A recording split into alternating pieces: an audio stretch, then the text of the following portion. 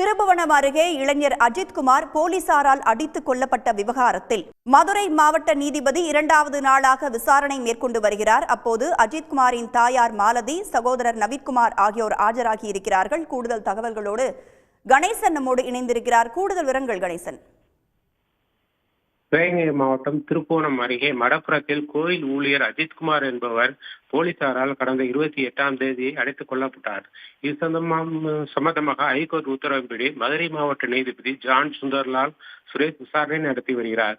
நேற்று காலை 10 மணி முதல் இரவு 10 மணி வரை சுமார் 8 மணி நேரம் நடத்திய விசாரணையில் 7 பேர் விசாரிக்கப்பட்டனர்.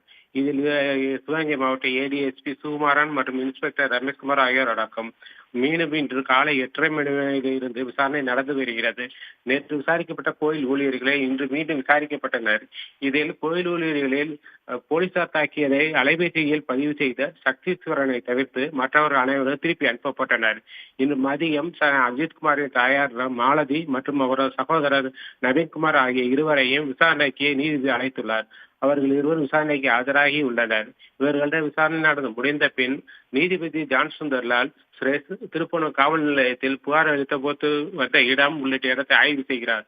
அதன் பின்பு மடப்புறத்தில் கோயில் அலுவலகம் பின்புறம் கோயில் கார் பார்க்கிங் இடம், கோயில் வாசல் உள்ளிட்ட ஆய்வு செய்ய உள்ளார்.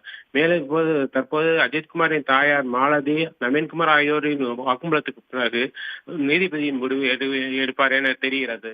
இன்று காலை தொடர்ச்சியாக மீண்டும் கோயில் ஊழியரை விசாரிப்பதால் கோயில்களில் இது சம்பந்த சம்பவம் அனைத்தையுமே பதிவு செய்வதில் நீதிபதி மும்முரமாக உள்ளார். அதன் பின் தான் அடுத்த கட்ட நடவடிக்கை எடுப்பார் என தெரிகிறது.